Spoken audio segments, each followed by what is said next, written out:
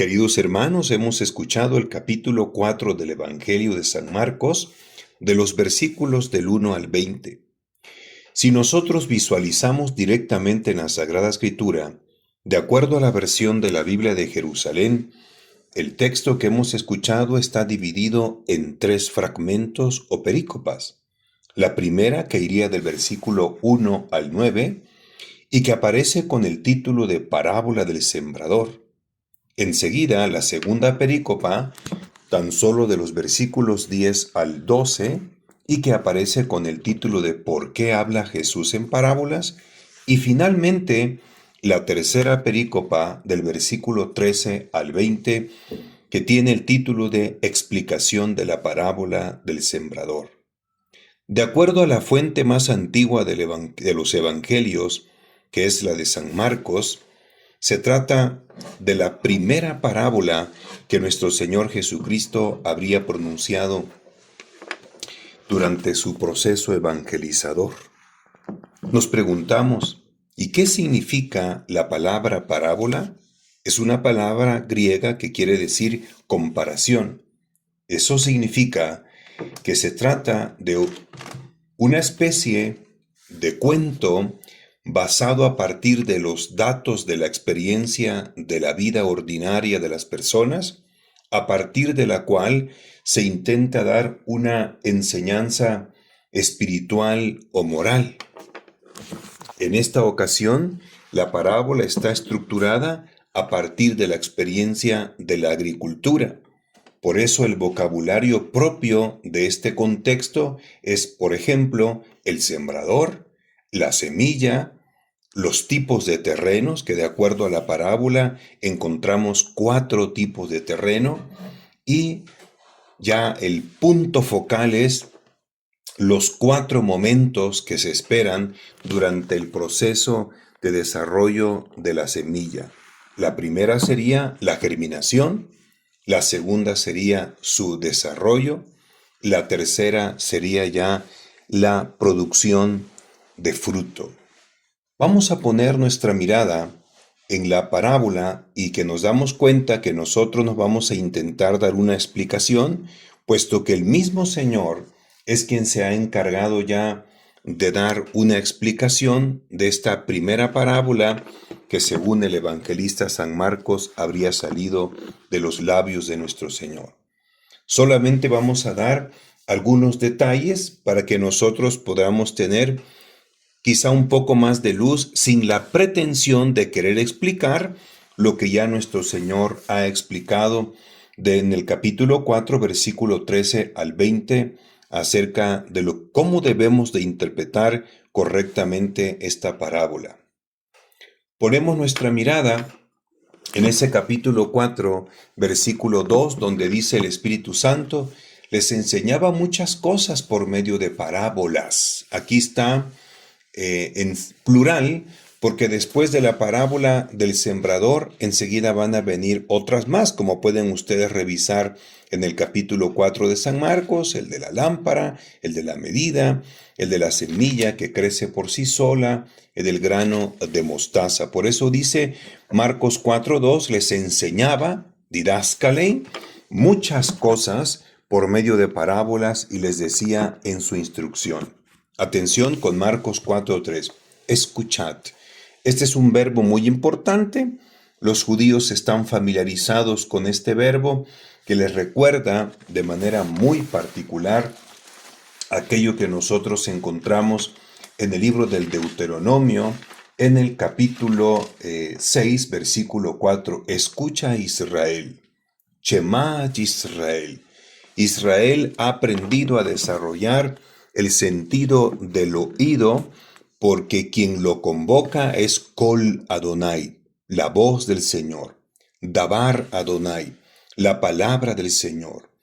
Vamos a recordar que este verbo muy familiarizado en el contexto del judaísmo es el mismo verbo que emplea Dios Padre durante aquel momento conocido como la transfiguración en el capítulo 9 de San Lucas. En ese versículo 35 dice, y vino una voz, ahí está foné, col, desde la nube que decía, este es mi hijo, mi elegido, escuchadle. acouo, que es el equivalente del Shema.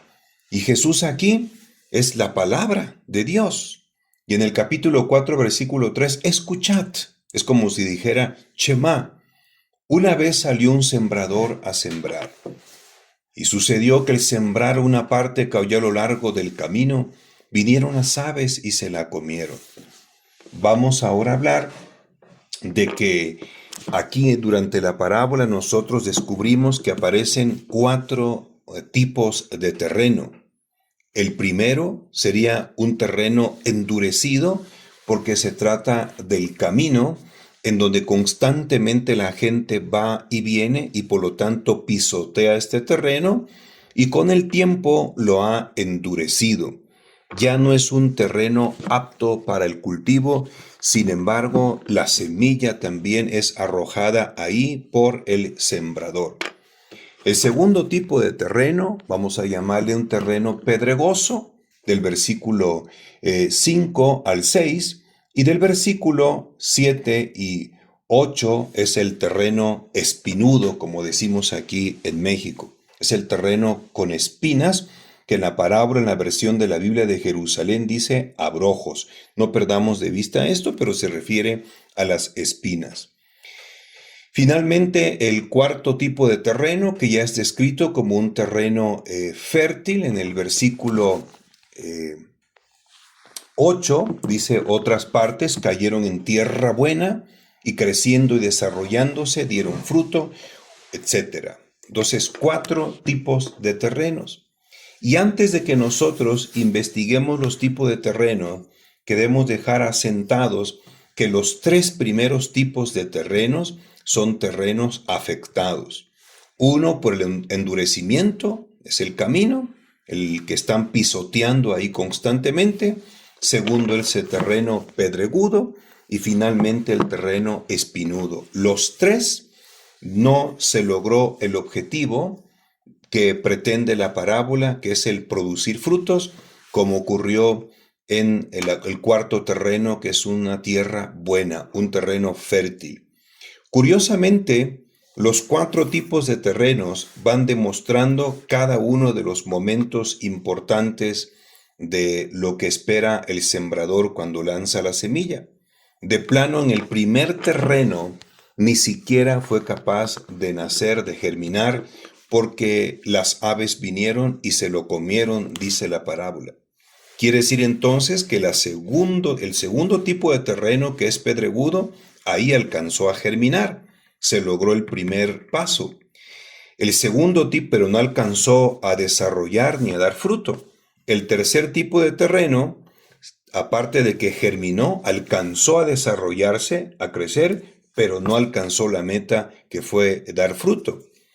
En cambio, el terreno bueno tiene los 4 momentos importantes que espera el sembrador cuando arroja la semilla. Número 1, germina.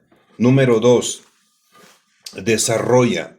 Número 3, crece y finalmente viene la producción de los frutos. Por eso dice Marcos capítulo 4, versículo 8, otras cayeron en tierra buena y creciendo y desarrollándose, germinaron, crecen, se desarrollan y dieron fruto.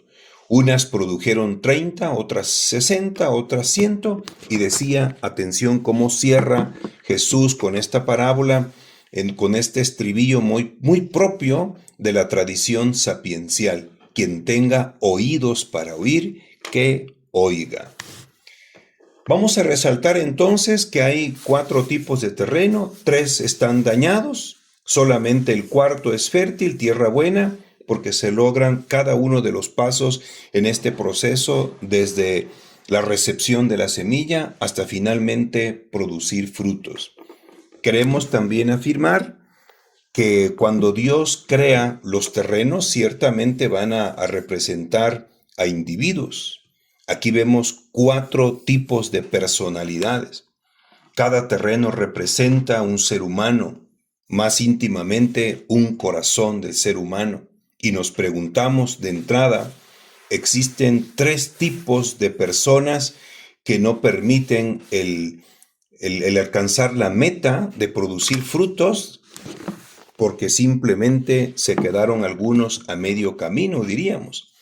Solamente hay un grupo de personas, un cuarto tipo, el del terreno bueno, el terreno fértil, que logra el propósito del sembrador porque alcanza la meta final, que es el producir buenos frutos y muchos frutos. Y nos preguntamos, ¿será que las personas realmente así son, así nacen? Unos nacen ya con un corazón endurecido, como el caso de la tierra que pisoteada en el camino. Otros nacen con un corazón pedregoso o pedregudo. Y otros nacen con un corazón espinudo o con cardos. Y finalmente otros ya nacen con un corazón bueno y fértil para producir frutos. ¿Será que así cada uno ya nace de esta manera? Durante el desarrollo de la iglesia primitiva apareció una corriente pseudo-teológica, pseudo-filosófica, que se llamaba el gnosticismo. Y ellos llegaron a plantear, a partir de esta parábola y a partir de otros textos que nosotros encontramos en los evangelios, que realmente los seres humanos ya desde su nacimiento vienen unos condicionados para ser representados en el terreno a la orilla del camino, es decir, endurecido. De por sí ya por naturaleza ni siquiera va a permitir que germine la semilla para acabar pronto. Hay un segundo tipo de personas representados en el segundo terreno, el pedregoso, que sí permite la germinación de la semilla, pero que la verdad no le va a dar más importancia a producir fruto, porque se van a presentar otras realidades que aparecen en la explicación de la parábola. Igualmente el terreno espinudo, con lo cual ellos alcanzaron a afirmar que desde el nacimiento ya hay personas que tienen el corazón endurecido, otros pedregoso y otro espinudo, y solamente un determinado porcentaje nace ya con un corazón bueno. Según ellos, creyeron encontrar el fundamento de esta afirmación, por ejemplo, en Mateo capítulo 7, del versículo 16 al 18, donde el Espíritu Santo afirma, por sus frutos los conoceréis. ¿Acaso se recogen uvas de los espinos o higos de los abrojos? Fíjense, atención, abrojos y otra vez espinos. Así, todo árbol bueno da frutos buenos, pero el árbol malo da frutos malos. Un árbol bueno no puede producir frutos malos, ni un árbol malo producir frutos buenos. Aquí la imagen es de los árboles. Allá es una semilla de cultivo, diríamos, Vamos a imaginar que es el trigo, muy a propósito cuando San Mateo va a desarrollar después como la segunda parte de la parábola del sembrador, que es la parábola del trigo y la cizaña en Mateo 13.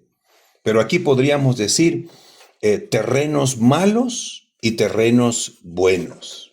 Resulta que son más los terrenos malos, 3 tipos, mientras que el terreno bueno, el terreno fértil, aparece solamente al final, predominando más 3 tipos de terrenos que están dañados o lastimados. Para la conclusión de los gnósticos, simple y sencillamente hay 2 tipos de seres humanos y plantearon ellos esta cuestión antropológica. Unos que por naturaleza ya nacen como árboles malos, como terrenos malos, representados en la parábola, ya endurecidos a la orilla del camino, otros con piedras y otros con espinas. Esto vamos a llamarle hombres que por naturaleza ya vienen malos.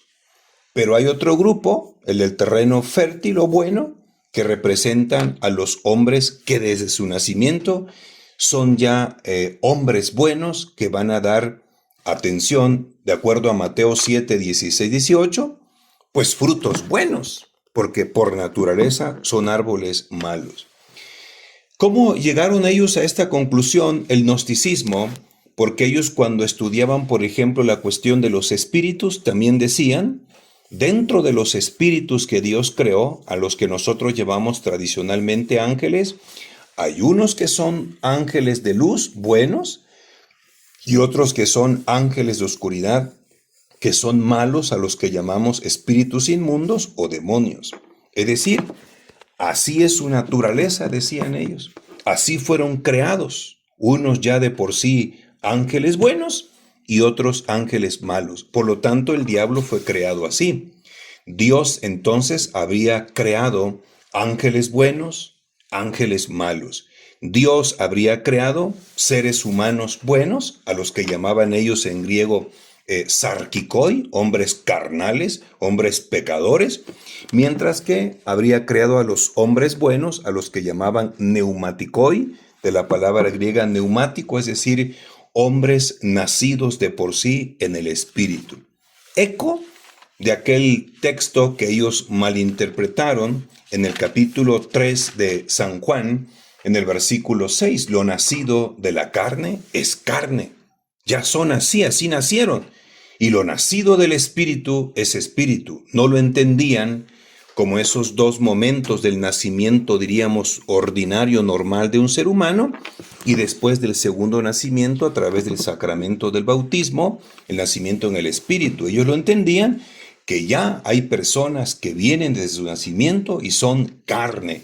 ¿Y eso qué significa? Que sean carne, significa que de por sí ya tienen tendencia a producir frutos malos. Y ellos creen encontrar fundamento de esto que estamos comentando en la carta a los Gálatas, cuando en el capítulo 5 se dice en el versículo 19, ahora bien, las obras de la carne son conocidas: fornicación, impureza, libertinaje, idolatría, hechicería, odios, discordia, celos, iras, rencillas, divisiones, disensiones, envidias, embriagueces, orgías y cosas semejantes, sobre las cuales os prevengo, como ya os previne, que quienes hacen tales cosas no heredarán el reino de Dios. Es decir, obras de la carne, sarkikoi, sarx es carne. Por lo tanto, hay hombres de por sí carnales y hacen las obras de la carne. Y en Gálatas 5:22, en cambio, el fruto del espíritu, neuma, por eso hay neumatikoi, es decir, hay seres humanos espirituales. Es amor, alegría, paz, paciencia, afabilidad, bondad, fidelidad, mansedumbre, dominio de sí. Contra tales cosas no hay ley. Pues los que son de Cristo Jesús han crucificado la carne con sus pasiones y sus apetencias. Así lo interpretaban los gnósticos. De plano hubo unos que decían que Dios habría creado así a los espíritus ángeles, unos buenos y otros malos, ángeles y demonios. Y entre los seres humanos habría creado seres humanos buenos y seres humanos malos. Es decir, neumatikoi, espirituales, y sarkikoi, carnales, que de por sí estaban orientados hacia el mal. Pero entre ellos después se dividieron y dijeron, si existe un solo Dios bueno, ¿cómo puede crear espíritus malos? ¿O cómo puede crear seres humanos malos? Y entonces se fueron al extremo afirmando que existen dos dioses. Es el dualismo teológico. Es el dualismo teológico, que quiere decir que hay dos dioses, uno que es el Dios del bien, otro que es el Dios del mal, uno que es el Dios bueno y otro que es el Dios malo. El Dios bueno habría creado todo lo espiritual, lo invisible, y el Dios malo habría creado la materia. Todo lo que es materia habría sido producido por este Dios malvado. Y este Dios malvado habría creado precisamente a los espíritus inmundos, y este Dios malvado habría creado a los seres humanos carnales, de por sí con tendencia al pecado. Así las cosas, según los gnósticos. Pero ¿qué es lo que dice verdaderamente la Sagrada Escritura? Lo primero que tenemos que defender a partir del texto bíblico, atención, en Génesis capítulo 1, versículo 31, cuando se cierra el ciclo de la creación, dice el Espíritu Santo, vio Dios cuanto había hecho y todo estaba muy bien. No solamente bien, sino estaba muy bien. Es un superlativo, es un optimismo creacional. Realmente Dios es bueno. Eso tenemos que tenerlo bien en claro. Así respondió Jesús a aquel hombre rico en Marcos capítulo 10, en el versículo 17. Perdón, 18. Nadie es bueno sino solo Dios. Dios es bueno. Y en el Antiguo Testamento podemos encontrar que Dios es santo, y no solamente santo, sino santo, santo, santo. En Dios no hay posibilidad de pecado, y en Dios Él es la suma bondad. ¿Se acuerdan ustedes de aquel capítulo 6 de Isaías, donde los ángeles cantan esta triple afirmación de la santidad de Dios? Y Dios es justo y Dios es bueno. Por lo tanto, Dios, que tiene una naturaleza buena, cuando Él produce, no puede salir de Él lo malo. Y es cuando se planteaban los antiguos: ¿y por qué existe entonces espíritus malos, y por qué también existen seres humanos malos? La primera conclusión es que Dios creó a todos los ángeles por naturaleza buenos. No solamente buenos, sino muy buenos. Y Dios creó a todos los seres humanos también muy buenos. El catecismo enseña que Dios creó a Adán y a Eva en estado de justicia. Entonces, a partir de la parábola podremos decir que Dios es el árbol supremo bueno, y que Dios creó a todos los ángeles como árboles buenos, y que Dios creó a todos los seres humanos en la parábola como árboles buenos, y por lo tanto destinados a producir frutos buenos. La gran pregunta es: ¿y por qué entonces hay árboles malos en el nivel de los ángeles y en el nivel de los seres humanos?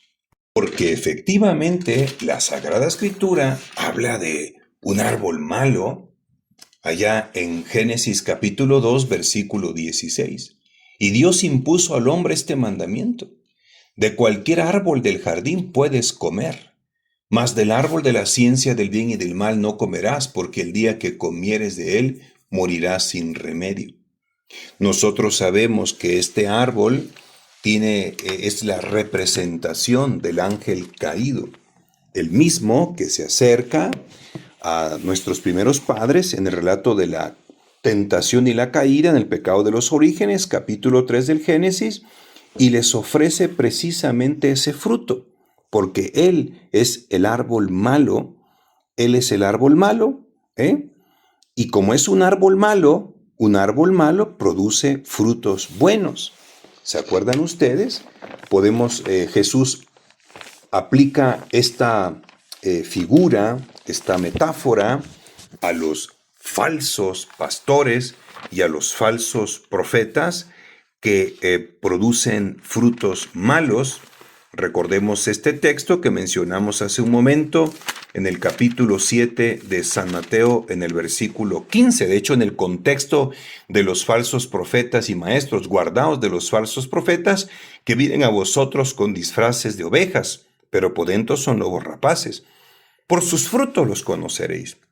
¿Acaso se recogen uvas de los espinos? O sea, de un espino no esperes más que espina, no uvas. O higos de los abrojos, igual. Así todo árbol bueno da frutos buenos, pero el árbol malo da frutos malos. Un árbol bueno no puede producir frutos malos, ni un árbol malo producir frutos buenos. Y nos regresamos al Génesis, donde se habla de ese árbol malo que es capaz de matar. Génesis 3:2, respondió la mujer a la serpiente: podemos comer del fruto de los árboles del jardín, mas del fruto del árbol que está en medio del jardín ha dicho Dios: no comáis de él, ni lo toquéis, o pena de muerte. Árbol malo, sus frutos son malos, producen la muerte.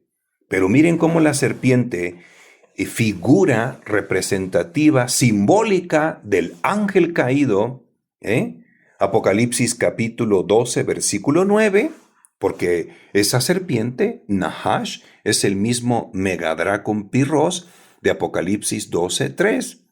Y sus títulos, sus nombres aparecen en Apocalipsis 12, 9, como lo dice el Espíritu Santo. Dice, y fue arrojado el gran dragón, la serpiente antigua, el llamado Diablo y Satanás, el seductor del mundo entero. Observen cómo él, en Génesis 3:5 dice, bueno, desde el 4 replicó la serpiente a la mujer, de ninguna manera moriréis. Es que Dios sabe muy bien que el día en que comiereis de él, de este fruto, se os abrirán los ojos y seréis como dioses, conocedores del bien y del mal. Y como viese la mujer que el árbol era bueno, ahora en su interpretación, cuando le creyó a la serpiente, y ya no le siguió creyendo a Dios. Ahora resulta que el árbol que era malo, ella no solamente lo vio bueno, sino lo vio buenísimo. Génesis 3:6.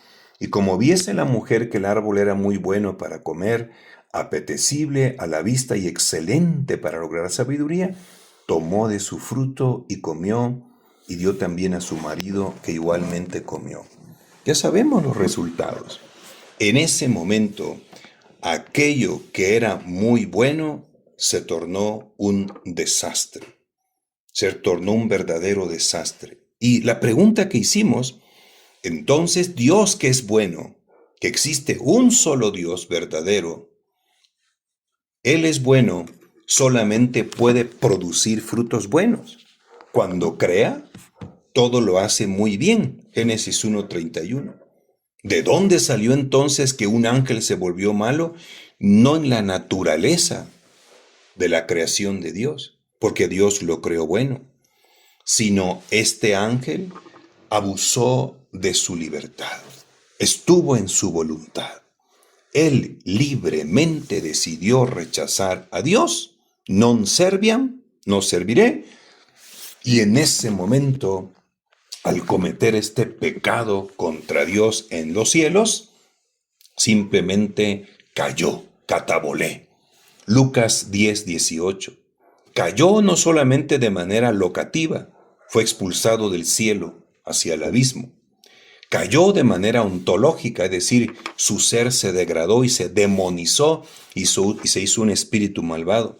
Cayó de manera moral, en el sentido de que era un ángel bueno y de luz, y ahora se volvió un ángel malo y de oscuridad. Él es el que trajo ahora esta tentación a nuestros primeros padres, y nuestros primeros padres también eran seres humanos por naturaleza muy bien hechos, maravillosos, creados en justicia y en santidad, dice el catecismo de la Iglesia.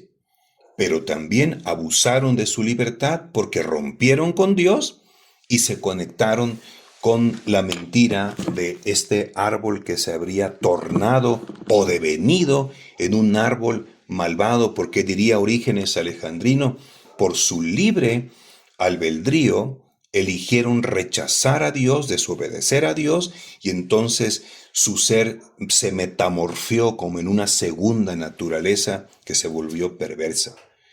Cuando se hizo el desastre en el Génesis, Dios le preguntó a Eva, particularmente en Génesis 3:13, dijo pues Yahvé Dios a la mujer, ¿por qué lo has hecho? Y contestó la mujer, la serpiente me sedujo y yo comí. Es decir, un engaño del diablo, pero el abuso de la libertad de ella. Por lo tanto, en la obra de que el ser humano se torna pecador y comienza también a metamorfiarse de ser una tierra fértil, ahora comienza la tierra a ser una tierra lastimada y herida. Y vaya que muy a propósito queremos recordar, ahora que Jesús está hablando de la parábola del sembrador, donde habla de terrenos, cuando Dios creó al ser humano, obviamente tomó el barro de la tierra, como dice el relato antiguo yavista, según los expertos, en Génesis capítulo 2, versículo 7. Entonces Yahvé Dios formó al hombre del polvo del suelo, Adamaj, tierra. Y recuerden que la tierra aquí todavía era virgen, era virgen, era una tierra fértil, una tierra muy buena, no solo buena, Génesis 1:31. E insufló en sus narices aliento de vida y resultó el hombre un ser viviente, a imagen y semejanza de Dios. Una vez que ya se cometió el pecado, se trastorna el paraíso y miren lo que ocurre con la tierra que era fértil.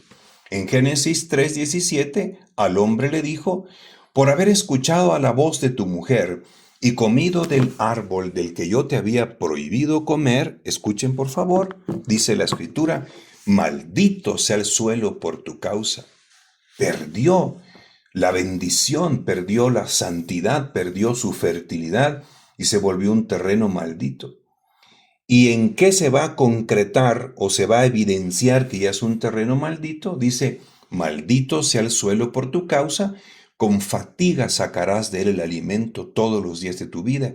Atención, Génesis 3:18. Espinas y abrojos te producirá y comerás la hierba del campo. Con el sudor de tu rostro comerás el pan hasta que vuelvas al suelo, pues de él fuiste tomado. Observen por favor Génesis 3:18, espinas y abrojos te producirá. O sea, un terreno maldito, un terreno que produce abrojos y espinas. Y esa misma figura de los abrojos y espinas aparece curiosamente en el tercer tipo de terreno que nuestro Señor Jesucristo aplicó en Marcos capítulo 4, versículo 6. Dice la palabra de Dios, versículo 7, otra parte, o sea, el tercer momento de sembrar, otra parte cayó entre abrojos. ¿Se acuerdan? Génesis 3:18, crecieron los abrojos y la ahogaron y no dio fruto. Entonces podemos ya llegar a una primera conclusión. Dios es bueno, crea todo muy bueno, hizo a todos los ángeles buenos. El abuso de la libertad del ángel hermoso e inteligente devino en demonio, se hizo un espíritu malo y arrastró a los demás espíritus que le siguieron. Entre los seres humanos también el ser humano escuchó la voz del diablo, allá en Génesis 3 del 1 al 19, y por el abuso de su libertad, porque el diablo no pudo haberlo llevado hasta el pecado, esperó la decisión del ser humano en la figura de Eva, y ella misma lo reconoce en Génesis 3:13. La serpiente me sedujo, yo comí, yo elegí, yo ejercí mi libre albedrío, y entonces ahí se derrumbó también la naturaleza humana y se convirtió ya a partir del pecado de los orígenes en una gama de posibilidades de poder ser diferentes tipos de terrenos. Pero no porque así haya nacido, y mucho menos porque cuando nosotros hemos nacido y vamos creciendo, aunque nacemos con el pecado de los orígenes, siempre está al margen de la libertad para poder convertirnos en un terreno fértil. Por lo tanto, es fruto de nuestro libre albedrío el tener un terreno defectuoso, improductivo. Por lo tanto, cuando nosotros observamos los 4 tipos de terrenos, que son 4 tipos de personalidades, eso es lo que en que se convierte o se puede convertir una persona que fue creado muy buena por Dios. Si bien la revelación divina y el magisterio de la iglesia enseña que nosotros ya nacemos con el pecado de los orígenes, es decir, con una naturaleza humana caída, enferma, pero eso no ahoga completamente el libre albedrío de la persona, que ella puede ir eligiendo y en la toma de decisiones de su vida concreta hasta ir madurando y poder convertirse en un terreno fértil. Por lo tanto, la última palabra lo tiene el ejercicio de la voluntad o de la libertad humana.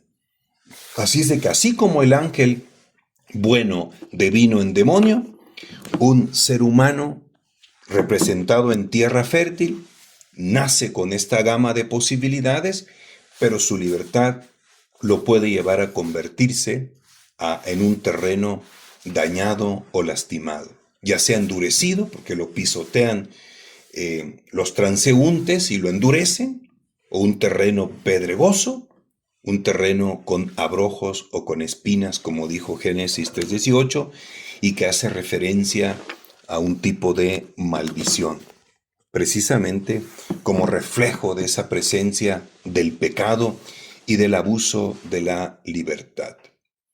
Vamos ahora pues a observar algunos detalles, por ejemplo, cuando dice nuestro Señor en Marcos 4:3, una vez salió un sembrador a sembrar. ¿Quién es el sembrador? Pues podríamos decir que son dos, pero basándonos en otros textos, en primer lugar, el sembrador es el Padre Dios, mientras que la semilla es nuestro Señor Jesucristo. ¿Por qué la semilla sería nuestro Señor Jesucristo? Porque a la hora que Él explica en Marcos capítulo 4, versículo 14, dice el texto, el sembrador siembra la palabra. La semilla es figura de la palabra. Lo que en realidad se está dando es la palabra. Y alguien podría decir, pero si quien está predicando aquí es el Hijo, es nuestro Señor Jesucristo y por lo tanto Él es el sembrador. Y podríamos decir que esa apreciación es correcta, pero es un segundo momento. En cambio, si yo interpreto que la semilla es la palabra, en realidad la palabra de Dios es nuestro Señor Jesucristo y por eso Él es la semilla por excelencia. ¿Y saben ustedes cómo se dice semilla en griego? Se dice sperma. Y de ahí, de esa misma palabra, viene semilla o simiente. Recuerden ustedes aquel texto de Génesis capítulo 3, versículo 15, donde aparece lo que se conoce en la tradición católica como el protoevangelio, el primer anuncio del evangelio. Enemistad pondré entre ti y la mujer, y entre tu linaje y su linaje. El sentido, podría ser entre su semilla o su simiente y la tuya. Él te pisará la cabeza mientras acechas tú su calcañar. De acuerdo a San Juan, en el capítulo 1 dice el Espíritu Santo, versículo 1, en el principio existía la palabra, y la palabra estaba con Dios, y la palabra era Dios. Por lo tanto, Jesús es la simiente, la semilla del Padre, que a su vez cuando ya se encarna el Verbo, Juan 1:14, Él es la descendencia o la simiente o la semilla de la mujer con el cual aplastará la cabeza de la descendencia o la simiente o la semilla de la serpiente que es el anticristo. Jesús entonces es la palabra del Padre y de acuerdo a la parábola, Él es la semilla. Por lo tanto, el sembrador es el Padre y Jesús es la semilla. Y vamos a recordar, para que entendamos esta relación que estamos haciendo nosotros, es en el capítulo 15 de San Juan, cuando allá se habla también de una figura ahora de un agricultor. En el capítulo 15, versículo 1, dice la palabra de Dios, yo soy la vid verdadera y mi Padre es el viñador.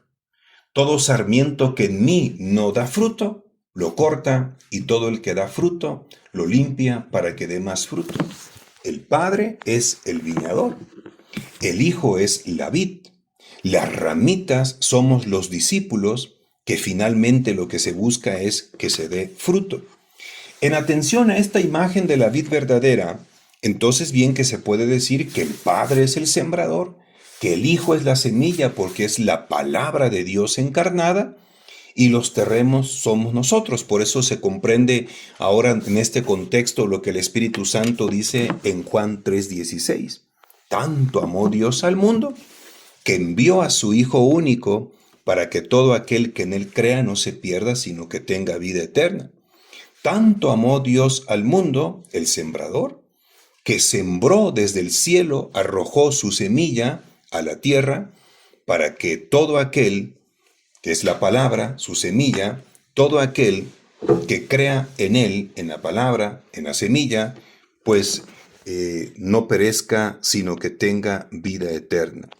Ciertamente, quien directamente está enseñando esta parábola es Jesús. Por lo tanto, sí se puede decir también que Jesús es el sembrador y que la semilla es la palabra de Dios que sale de la boca de Jesús, palabras de vida eterna.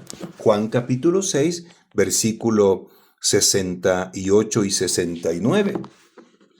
En este caso, nuestro Señor Jesucristo, en Él coincide perfectamente las dos cosas. Él mismo es el sembrador y Él mismo es la semilla. El sembrador porque Él es el que está hablando, enseñando. Dice el capítulo 4 de San Marcos, en ese versículo 2, les enseñaba, como maestro, como rabino, como agricultor, sembraba la semilla, sembraba la semilla. ¿Pero qué sembraba? Sembraba su palabra, él mismo, porque en él coincide el sujeto de la revelación es él, y el objeto de la revelación es el mismo Jesús. Él se está entregando, él es la palabra eterna del Padre. Él es el agricultor o él es el maestro, como decimos ahorita en Marcos 4:2, les enseñaba o les sembraba la semilla que es el Evangelio de Dios. Marcos capítulo 1, versículo 14, el Evangelio de Dios, ton evangelio tum theou. Él sembraba la palabra de Dios. Pero tampoco hay que olvidar, perdón que insistamos en este detalle, en el capítulo 14 de San Juan, Jesús dijo algo que llama poderosamente la atención cuando Él está hablando, para que nosotros entendamos que en Él el Padre y el Hijo son uno solo y es el mismo sembrador divino. Dice el Espíritu Santo en Juan capítulo 14, versículo 10, ¿no crees que yo estoy en el Padre y el Padre está en mí? Las palabras que os digo no las digo por mi cuenta. El Padre que permanece en mí es el que realiza las obras. Creedme, yo estoy en el Padre y el Padre está en mí, al menos creedlo por las obras. Pero también las palabras son del Padre y las obras son del Padre. Ahí está ese detalle para que lo consideremos y luego vamos a descubrir, como lo que ocurrió allá en el pecado de los orígenes, por qué no se alcanza a cumplir el que estos terrenos todos fueran fértiles, como el cuarto modelo de terreno bueno que dice Marcos 4:8. Otras partes cayeron en tierra buena, haciendo alusión de Génesis 3:18, en tierra bendita. Allá tierra maldita, tiene abrojos, tiene espinos. ¿Qué sucede? Cuando Jesús explica la parábola, nos deja clarísimo que hay obstáculos y hay realidades que impiden que el ser humano, representado en los terrenos, finalmente sean terrenos benditos, terrenos buenos, tierra buena, sino que hay tres tipos de terrenos que están dañados. Observen ustedes en Marcos capítulo 4, en el versículo 15, cuando ya el Señor explica, los que están a lo largo del camino donde se siembra la palabra son aquellos que, y ahí entonces ya los terrenos representan personas, seres humanos, de manera más profunda, cada uno de nuestros corazones o actitudes o personalidad o la respuesta que nosotros podemos dar a la semilla que es la palabra de Dios cuando llega a nuestra vida. Dice el Señor, los que están a lo largo del camino, es decir, terrenos que no están preparados para ser cultivados porque es el camino. Ningún agricultor siembra en el terreno donde ya es de camino, no está preparado para ser sembrado. Pero el sembrador no hace diferencias, él arroja la semilla, aún a sabiendas que es un terreno que no le va a producir nada, pero él cumple, porque Dios quiere que todos los hombres se salven y lleguen al conocimiento de la verdad. Y la explicación del Señor es impresionante, hay que creerlo tal como está. Son aquellos que en cuanto la oyen, atención, oído, viene Satanás y se lleva la palabra sembrado en ellos. Cuando nuestro Señor anunció la parábola, a propósito del primer tipo de terreno de oyentes, los que están escuchando, porque por eso dice, escuchad, los que están escuchando, capítulo 4 de San Marcos, versículo 4, y sucedió que al sembrar, una parte cayó a lo largo del camino, atención, vinieron las aves y se las comieron. O sea, dos realidades. Una, de por sí, el terreno ya es duro, y sobre ese terreno duro cayó la semilla. Pero dice el Señor que vinieron las aves y se la comieron, es decir, ni siquiera entró en el terreno, porque en primer lugar es duro. Ese es problema del terreno. Ahí en donde se vislumbra la libertad, la voluntad de la persona. Pero no solamente es inciso A, problema del terreno, sino que es problema también que no es del terreno, sino de las aves, otra realidad. Y las aves hacen relación a aquellas realidades o seres que vuelan en los aires, como en el sentido que encontramos del Espíritu Santo en la creación, y que la creación es muy buena, que está revoloteando allá en Génesis 1, versículo 2. La tierra era caos y confusión y oscuridad por encima del abismo, y un viento de Dios, Ruach Elohim, aleteaba por encima de las aguas. Y que en forma de un ave de paloma, el Espíritu Santo desciende sobre Jesús y lo unge como el Cristo, como el hombre de Dios, el Mesías, y que producirá frutos maravillosos, porque Él es el árbol bueno por excelencia, el bendito. Así dijo el Espíritu Santo a través de la profetisa Elizabeth, allá en Lucas capítulo 1, en ese versículo 42, bendita tú entre las mujeres, qué buen árbol eres, Santísima Virgen, y bendito el fruto de tu vientre, un árbol bueno, bendito, solo produce un árbol bendito. O sea, un árbol bendito, la Virgen, produce un fruto bendito, el fruto de su vientre, que es Jesucristo nuestro Señor, el árbol bendito y bueno por excelencia. Ojo con ese detalle, ¿eh? Y entonces el Espíritu en forma de paloma vino sobre Jesús y lo consagró. Marcos capítulo 1, versículo 10. En cuanto salió del agua, vio que los cielos se rasgaban y que el Espíritu en forma de paloma bajaba a él. Curiosamente, en la parábola también, cuando la palabra de Dios cae en este terreno que está endurecido, es decir, no penetra. ¿Y no penetra para qué? Para impedir que germine, porque al quedar encima, ¿cómo puede germinar? ¿Y por qué no se dio tiempo de que entrara en el terreno? Porque el terreno no es apto para el cultivo, está endurecido, es terreno pisoteado. Ese es el libre albedrío. En esa condición están estas personas al ejercer su libre albedrío y han endurecido el corazón que impide que entren. Súmenle la acción de las aves que vuelan hacia él y no vuela hacia esta tierra endurecida para ayudarle, sino al contrario, no solo no le ayuda, abriendo la tierra con su piquito para que pueda entrar la semilla, sino que antes de que entre y pueda germinar, estas aves se tragan la semilla, que es la palabra de Dios.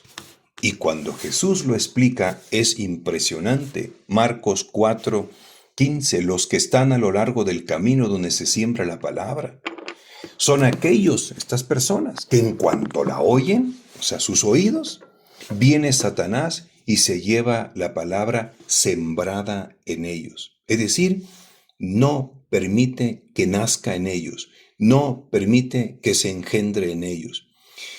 Esta imagen es interesante, se puede comprender a partir de lo que sucedió con la Virgen cuando le dijo al ángel Gabriel en Lucas 1:38, he aquí la esclava del Señor, cúmplase en mí según tu palabra.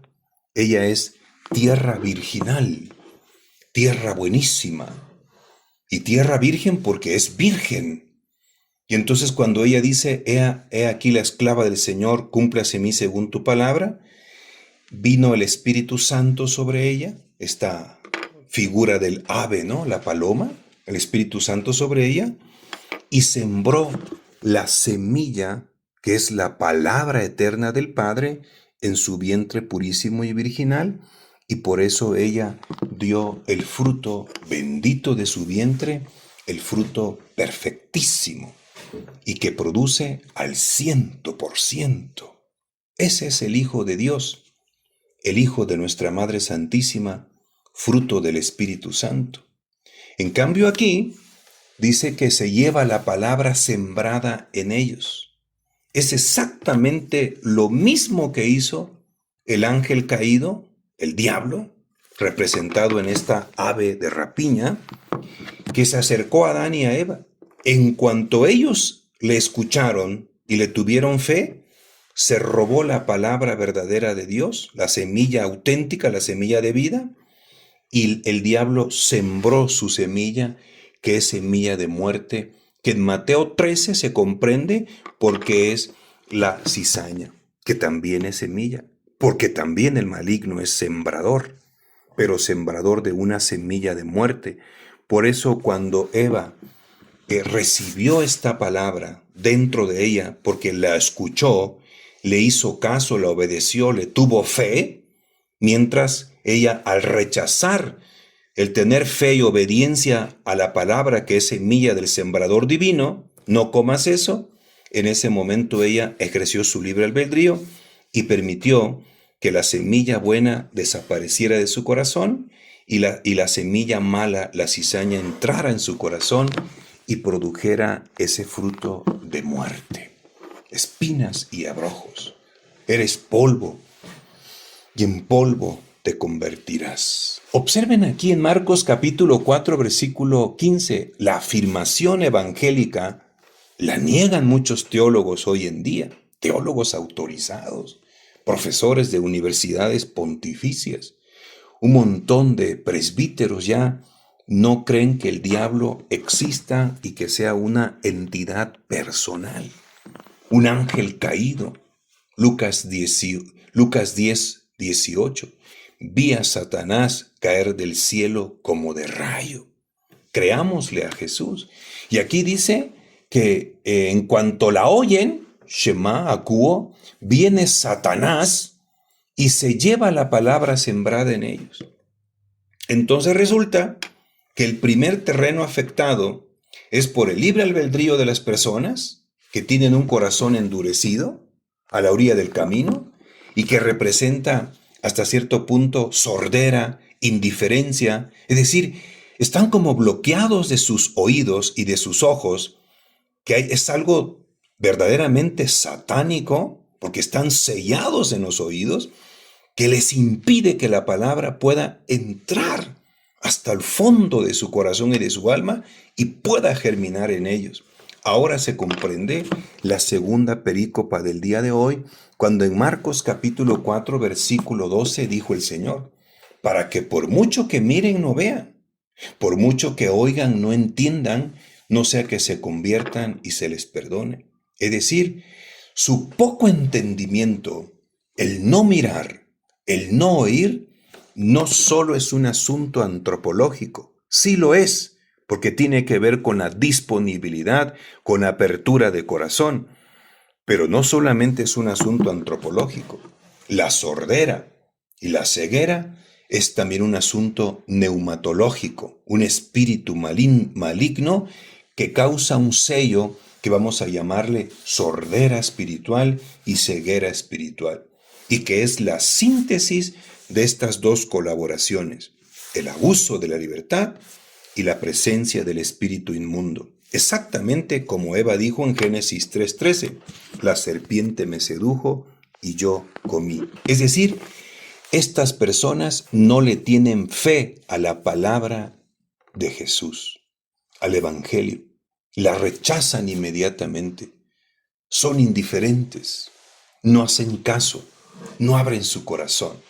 Y no solo obedece a una mera actitud antropológica humana, sino a la presencia misteriosa de una entidad sobrenatural maligna que les causa sordera y ceguera espiritual.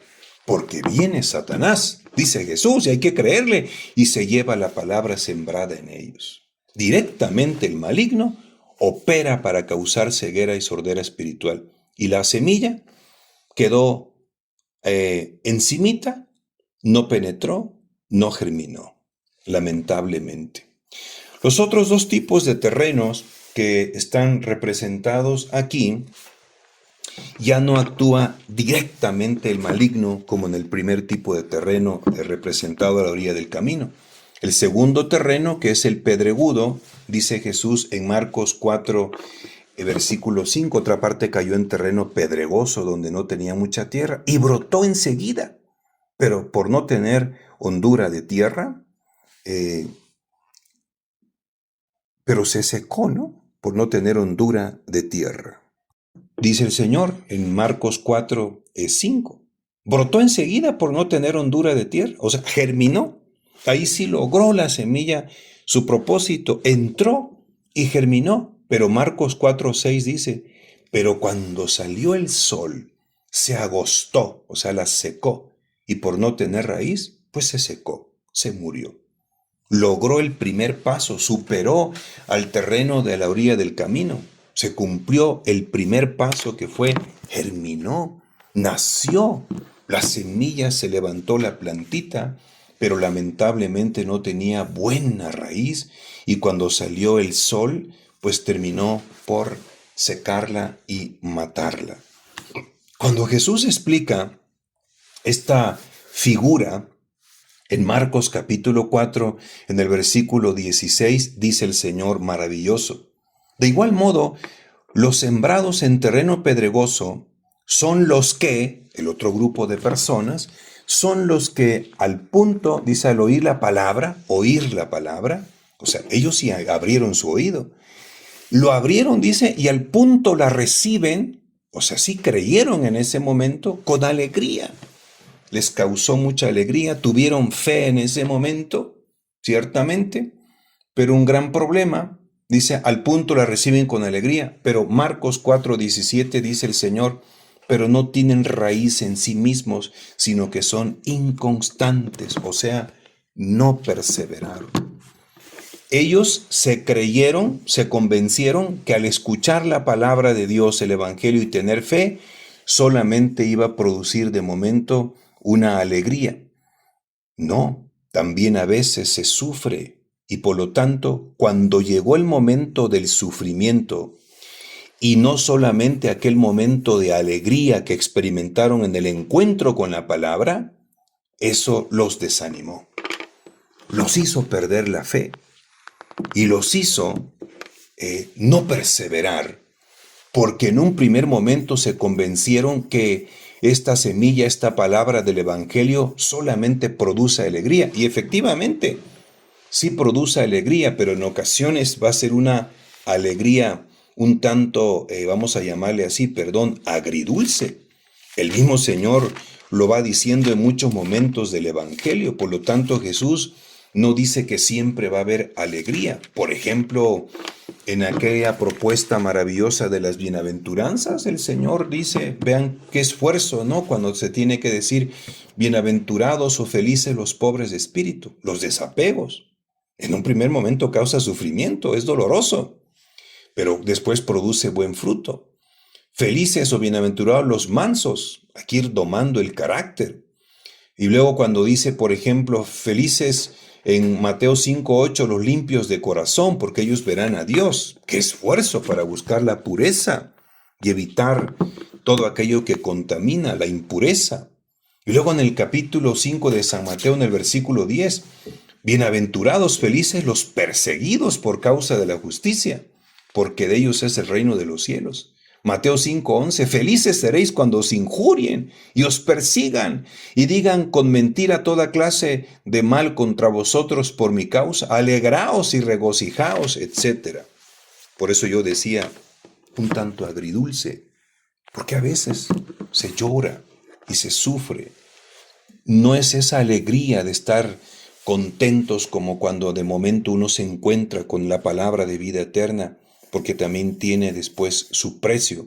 Por eso el Señor en su programa de discipulado ha sido muy claro, por ejemplo en Marcos 8:34, llamando a la gente a la vez que a sus discípulos les dijo, si alguno quiere venir en pos de mí, niéguese a sí mismo, tome su cruz y sígame. Y eso en un primer momento no produce alegría. Estas personas creyeron que siempre iba a ser así, de bonito y de alegría. Por eso dice el Señor en Marcos 4:16, de igual modo los sembrados en terreno pedregoso son los que al oír la palabra al punto la reciben con alegría. Entró, germinó. Versículo 17, pero no tienen raíz en sí mismos, sino que son inconstantes. Atención, abran su corazón, y en cuanto se presenta una tribulación o persecución por causa de la palabra, sucumben enseguida. Es decir, no estuvieron dispuestos a pagar el precio de la cruz. no estuvieron dispuestos a vivir tribulación y persecución, que significa sufrimientos. Ya sea tribulación, que son de por sí los problemas que nosotros podemos enfrentarnos en la vida, circunstancias, o verdaderamente directamente un ataque a la persona con motivo de su fe, o persecución por causa de la palabra, y no están dispuestos a pagar el precio. En el primer tipo de terreno es directamente Satanás el que da la cara y actúa. En el segundo tipo de terreno dañado no es Satanás el que directamente actúa, sino es una trampa o un obstáculo producido por el mismísimo Satanás.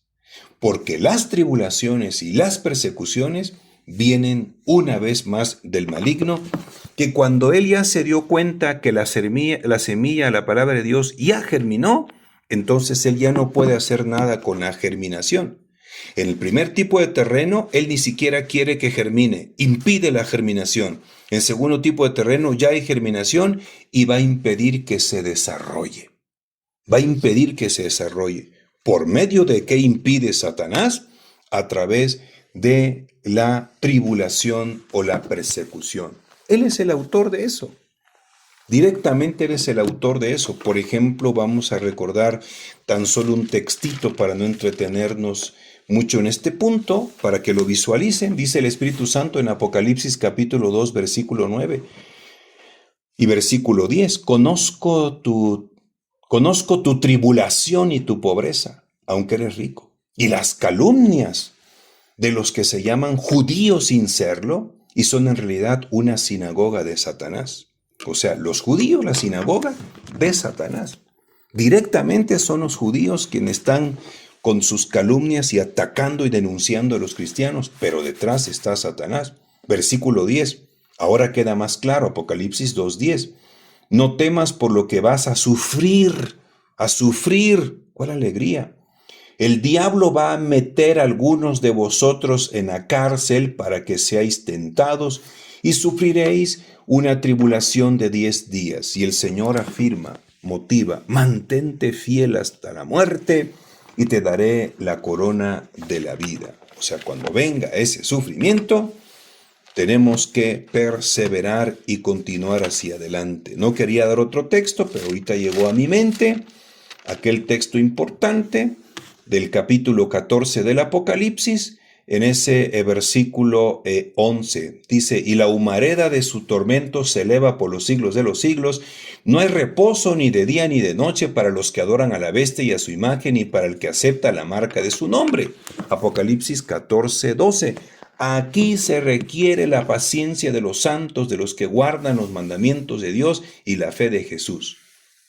Luego oí una voz que decía desde el cielo, escribe dichosos los muertos que mueren en el Señor, etc. O sea, paciencia de los santos que equivale a perseverancia en medio de los ataques de Satanás, porque él utiliza sus instrumentos, personas que nos persigan, que nos acusen, pero que detrás están siendo asusados por el mismo Satanás, porque quiere impedir que esta plantita que ya germinó no crezca. ¿Y cómo impide que crezca? Con tribulaciones y persecuciones. Y se queda la plantita ahí se queda. Simple y sencillamente no perseveraron. Y al no desarrollar, termina muriendo aquella plantita porque no cumplió su objetivo, producir frutos.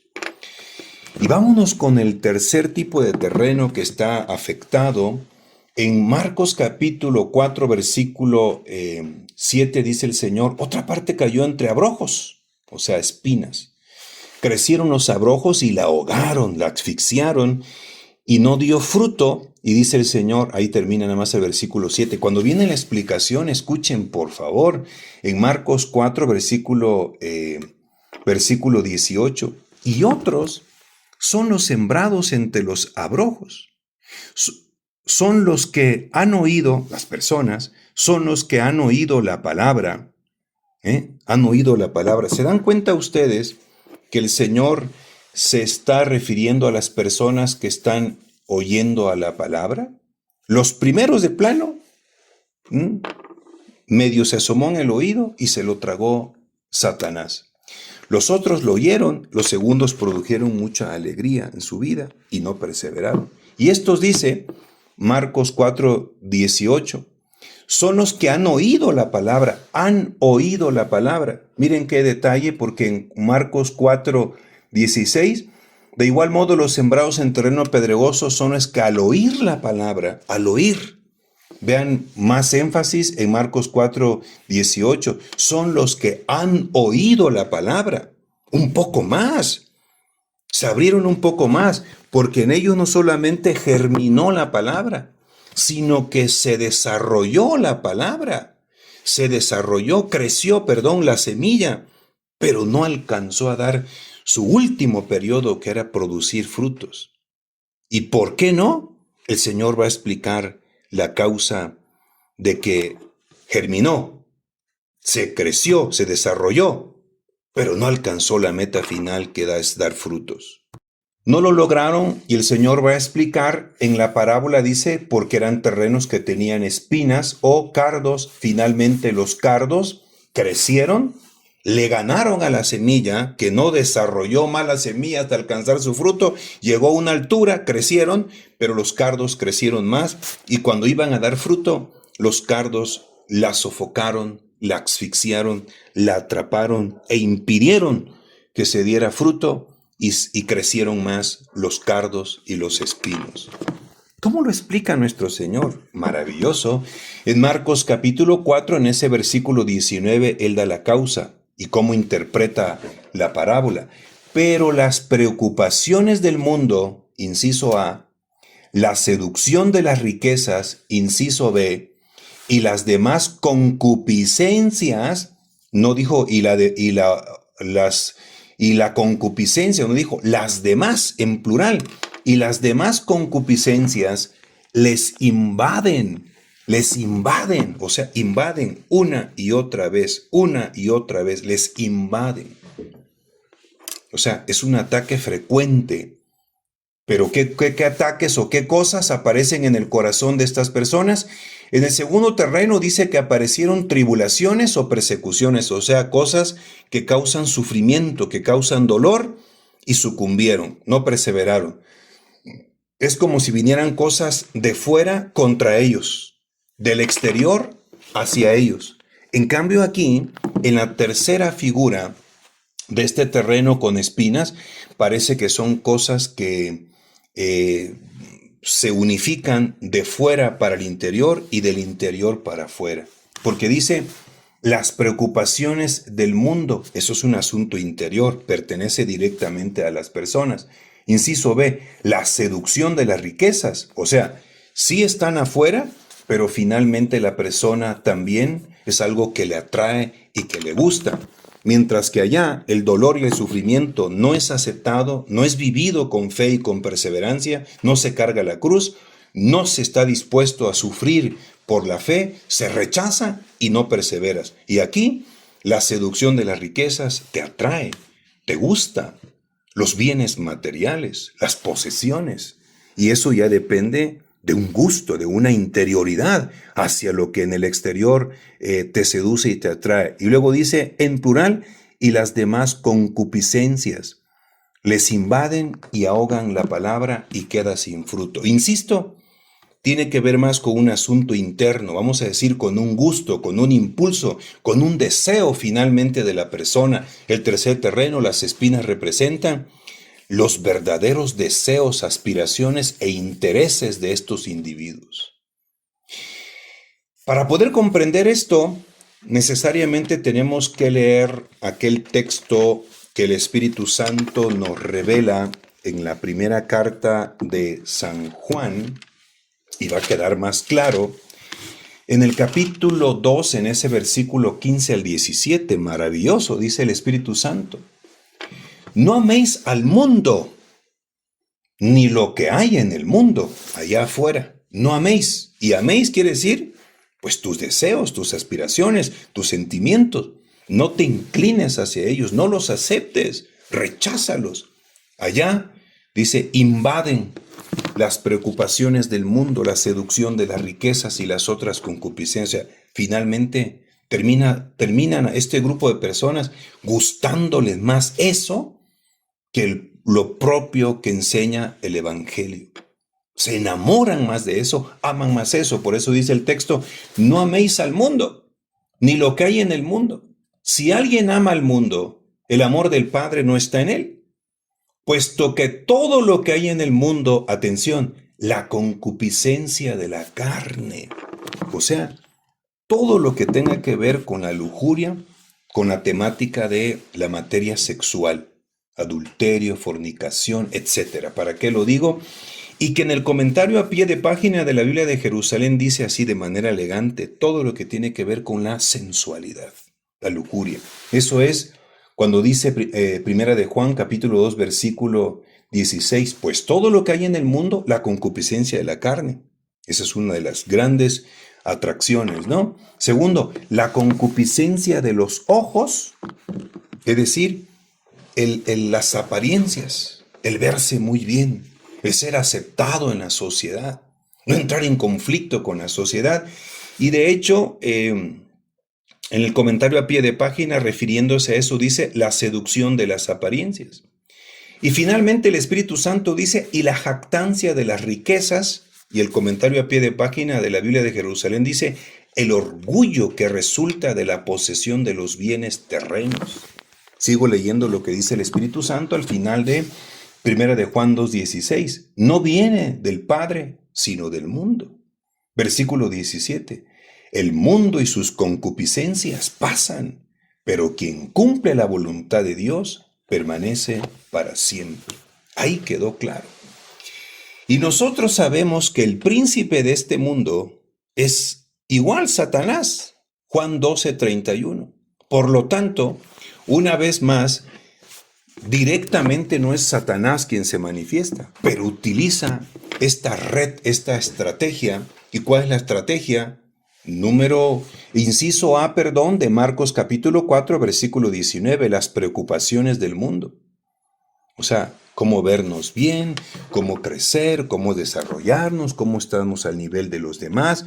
Y luego dice la seducción de las riquezas, el materialismo, el trabajar duro para tener una mejor estatus social, un crecer económicamente, aferrados a esto. Y tercero, y las demás concupiscencias las invaden y ahogan la palabra y quedan sin fruto. Es decir, estas personas finalmente son atrapados por el mundo, por el estilo del mundo, por el materialismo, por la riqueza, por la lujuria, por los pecados de sexualidad, por los placeres de la carne, etc. Cuando dice preocupaciones del mundo es porque realmente no han comprendido que somos ciudadanos del cielo. Siguen todavía, se inclinan, son precipitados más hacia las cosas del mundo. Directamente no es Satanás, pero todas estas cosas finalmente son frutos del ángel caído por el cual termina seduciendo a estas personas. Atención con eso.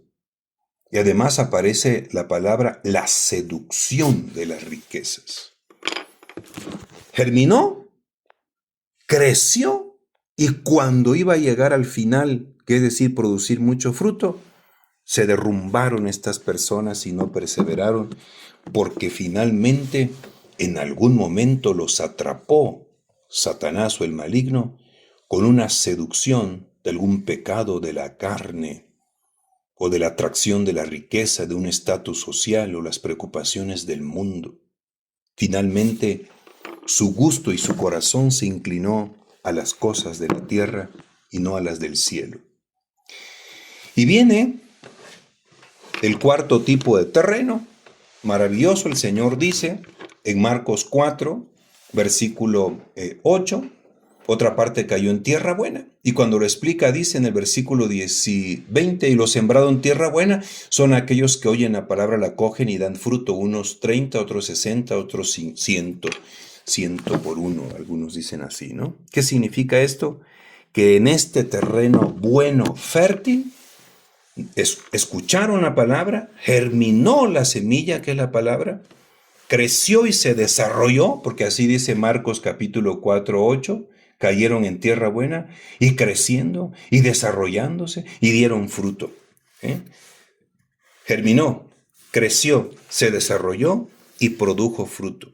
Para estas personas, la tierra buena es más importante. Se aferraron, tuvieron fe, docilidad, obediencia y perseverancia a mantenerse firmes y fieles al mensaje del Señor, superando la dureza del terreno a lo largo del camino, superando las tribulaciones y las persecuciones, superando finalmente las concupiscencias, la seducción de las riquezas y las preocupaciones de este mundo, porque para ellos lo más importante es guardar la palabra del Señor y mantenerse fieles a pesar de todas las cosas. A pesar de que a veces haya tribulación, haya grandes pruebas, haya persecuciones, e incluso cuando tengamos aquellos impulsos de nuestros instintos o anhelos o deseos e intereses personales, estamos dispuestos primero a crucificar todo eso con tal de ganar a Cristo. Esa es la tierra buena. Y en la tierra buena son aquellas personas que libremente decidieron decir: apártate de mi vista, Satanás, porque tus propuestas no son de Dios, sino los de los hombres. Con ellos, ahí ellos vencieron a Satanás, vencieron al maligno, vencieron al mundo, vencieron a la carne, vencieron, superaron las tribulaciones, se mantuvieron firmes a pesar de todo, y solo ellos pueden ser llamados: vengan benditos de mi Padre y hereden el reino preparado para ustedes, benditos de mi Padre. Tierra buena, tierra bendita. Eso es lo que el Señor quiere para nosotros. Y hoy, si estamos en una condición de terreno pedregudo, espinudo, indiferente, hoy podemos elegir, con la gracia de Dios, ser tierra buena.